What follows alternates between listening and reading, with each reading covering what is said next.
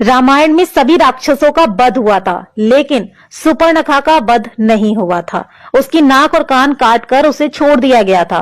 वो कपड़े से अपने चेहरे को छुपा कर रहा करती थी। रावण के मर जाने के बाद वो अपने पति के साथ शुक्राचार्य के पास गई और जंगल में उनके आश्रम में रहने लगी। राक्षसों का वंश खत्म ना हो, इसीलिए शुक्राचार्य ने शिव जी की आराधना की। शिव जी ने अपना स्वरूप शिवलिंग शुक्राचार्य को देकर कहा कि जिस दिन कोई वैष्णव इस पर गंगा जल चढ़ा देगा, उस दिन राक्षसों का नाश हो जाएगा। उस आत्मलिंग को शुक्राचार्य ने डर की वजह से वैष्णव मतलब हिंदुओं से दूर रेगिस्तान में स्थापित किया, जो आज अरब में मक्का मदीना में है।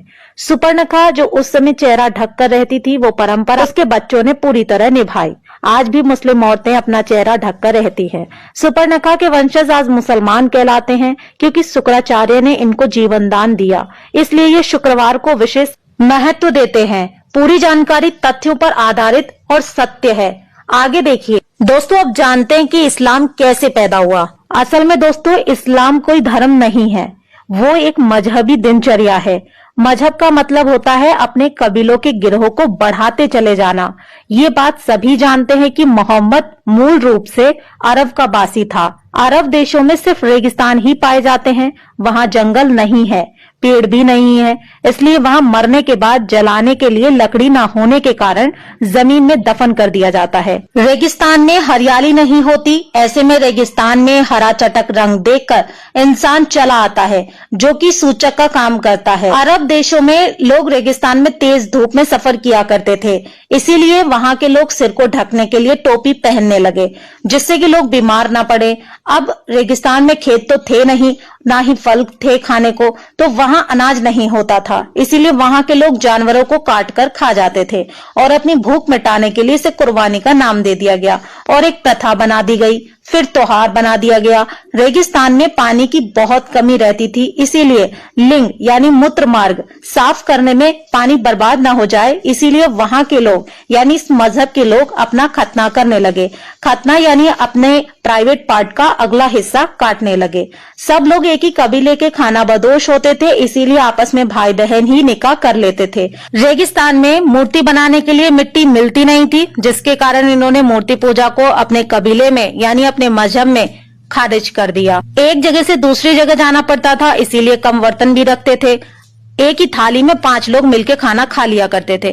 कबीले की अधिक से अधिक संख्या बढ़ाई जा सके, इसीलिए हर एक को 4 बीबी रखने की इजाजत दी गई थी। अब समझे, इस्लाम कोई धर्म नहीं, मात्र एक कबीला है जो सिर्फ जनसंख्या बढ़ाने के लिए बनाया गया है, और इसके नियम असल में इनके सिद्धांत नहीं, इनकी दिनचर्या है। सबसे बड़े लुटेरों को खलीफा और अन्य बहुत सारी उपाधियां दी जाती थी ताकि उनका कबीला बढ़ सके। इस बात से साबित हो जाता है कि इस्लाम कोई धर्म नहीं बल्कि एक बहुत बड़ा गिरोह है, जिसका एक ही एजेंडा है, जहां जाना वहीं पर बस जाना और अपना अधिकार मांगना, और वहां की मूल जनसंख्या को पूरी तरीके से समाप्त करके अपने इस्लाम मजहब को आगे की पीढ़ी को जबरदस्ती कबूल कराना। इनका मुख्य टारगेट उस देश के आदिवासी होते हैं। जब तक ये उन आदिवासियों के बीच कम होते हैं, बस तभी तक ये अपनी जनसंख्या बढ़ाते हैं। जब इनकी जनसंख्या उस जगह के मूल निवासियों के 1/3 या बराबर हो जाती है, तब ये धर्म परिवर्तन कराकर रातों रात 2000 से 2 लाख मुस्लिम की योजना पर काम करते हैं। भारत के कुछ गांव, जिले, राज्य इस्लाम की इस योजना में पूरी तरह से शामिल हो भी चुके हैं। तो दोस्तों, ये था इस्लाम के पूर्वजों का इतिहास।